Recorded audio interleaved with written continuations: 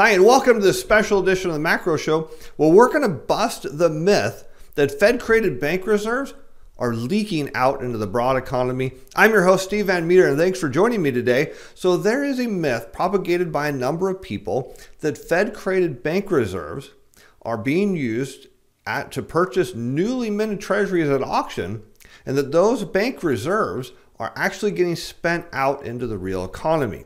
This is how they've decided that this is money printing. I'm actually going to show you where they get this view from, what the alternate view is, and what the accurate picture of how this works really is. So let's identify first what the belief is that's being spread by some people. And so the process is that bank reserves, Fed-created bank reserves, or what we call reserve assets, are used at Treasury auctions by primary dealer banks to purchase Treasury securities. Now, this is actually true. They can be used as collateral at auctions. The myth then is that these reserve assets are somehow magically converted to money and then are spent out into the real economy. But we have to first understand how a reserve asset is created or what it's tied to. So money on deposit, that you would see in the M2 money supply, when a bank wants to create a income producing asset to pay interest on that, they can either lend money out or buy a treasury security. So we'll say they buy a treasury security, and then we get the reserve asset swap with the Fed, and a reserve asset is created and applied to the bank's balance sheet as an asset. Now that means, and we'll just say that my money in my account is tied to that reserve asset, which is how it would work. Then that reserve asset is used at auction, and then somehow that reserve asset is being spent out to the real economy. So we'll just say that you receive a stimulus check from that reserve asset, meaning the money I see in my bank account, the dollar tied to that reserve asset, is also a dollar in your bank account that you see. And that means the same dollar is in two places at once, and that is not possible. Now let me show you where this view comes from, and then we'll go into the alternate views and then what is actually going on. Now this stems from an IMF working paper, which you can find online, and we'll need to go down to page 10 and into the footnotes here. So it says bank, and we'll go through the whole part of this one so you can follow along. Bank reserves in their central bank accounts shall not be considered part of the broad money. So we know that they are not considered in the M2. They have ties to it, but they are not in the M2. So the Fed cannot create broad money. They can only create base money because the reserves can be used by commercial banks only for backing cross-bank transfers of flows between non-bank public deposit accounts. For example, banks cannot transact directly with the private sector using such reserve stocks. They cannot be spent for either the purchase of financial or non-financial products. So many people actually believe that reserve assets can be used to buy equities. They cannot. Now here's where we get this view that reserve assets can be spent out into the economy.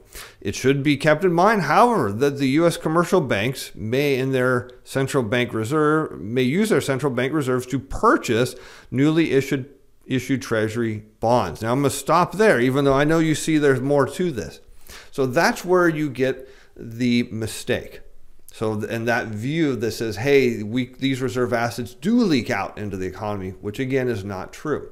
Now, an alternate view of how this process works is provided by Jeff Snyder of Alhambra Partners, who many of you know. And he says that there is something called warehouse accounting, where when a primary dealer bank goes to auction, they place a reserve asset as collateral. So think of it, you're going to an auction and the auction company wants to know you're a legitimate bidder, so you post some collateral, usually money on deposit, so when you go bid, they know that you're a legitimate bidder.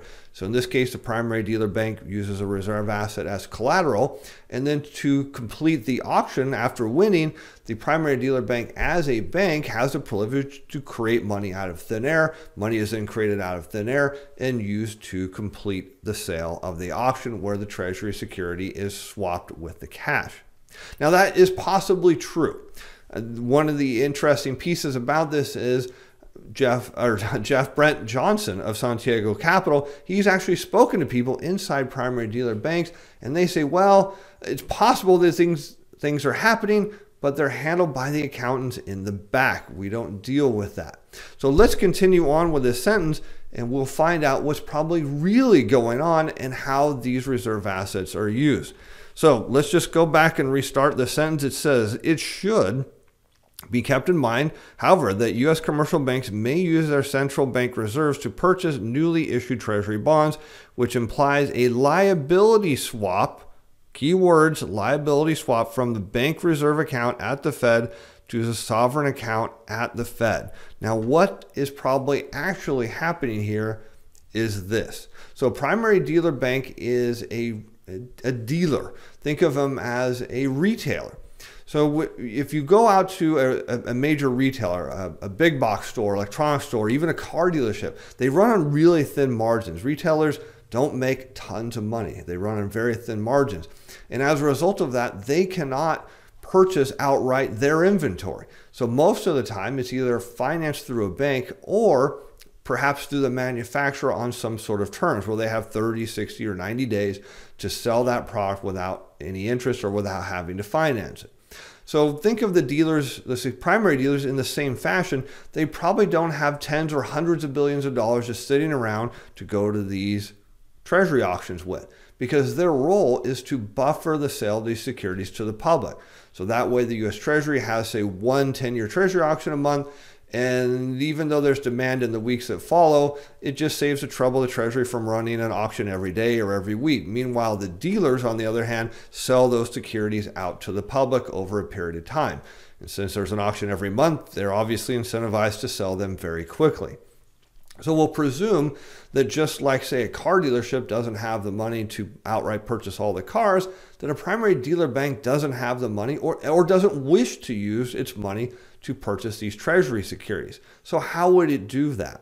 Knowing that we have something called a liability swap. So when the primary dealer goes to the auction and wins, we'll just say there's a $20 billion share that they win, they pay for it with a reserve asset. Now that seems kind of odd, but hang on with me for a second. The Treasury then says, okay, primary dealer bank, here's the Treasury securities you won, the $20 billion worth, and this is a liability to the U.S. government. And we need a liability in exchange. And this is where that reserve asset comes back, because a reserve asset is an asset on the bank's balance sheet, but it's a liability on the Fed's balance sheet. So again, you see a liability swap. So now the primary dealers have the Treasury securities, which is a liability to the government, and the U.S. Treasury, in accordance to the TGA, or the Treasury General Account, which is the government's checking account, has a reserve asset and hold. So what happens then is, as a primary dealer bank is selling off those Treasury securities, that money flows back to the TGA, and those bank reserves or reserve assets are released back to the bank. And that way, you see, it is done to keep money in the primary dealer banking system and allows the Treasury to continue its process.